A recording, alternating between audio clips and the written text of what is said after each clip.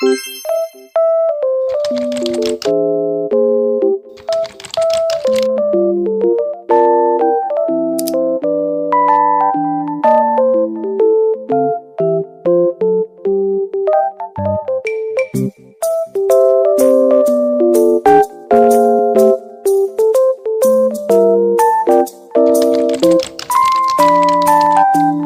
afternoon, Kamarites.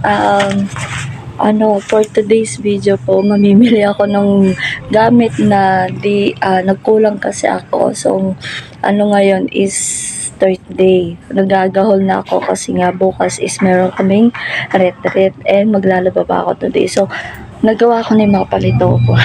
Tignan niyo yung tsura ko, haggard kasi syempre nasa bahay lang naman. Ayan mo, kasi nag-motor lang ako.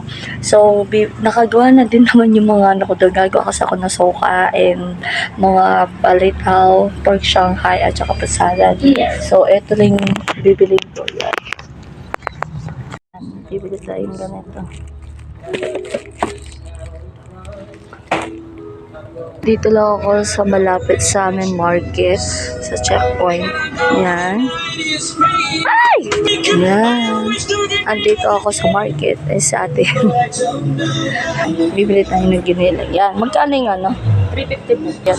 Bibili tayong kalahati. Yan. Yan sa ate. Ate, hi ka muna sa vlog ko. Yan, bibili. Meron po kayong pamintang buo. Magkano? 20? 3 piraso. Ay, kailan pa? Tapos, ito kailangan. Nabili natin. Yan. Yan sa isang resibo. Nag-buy na tayo. Yung resibo yan. Dito lang yan sa may checkpoint. Nagkulang. Uwi na tayo. Yan. Dito.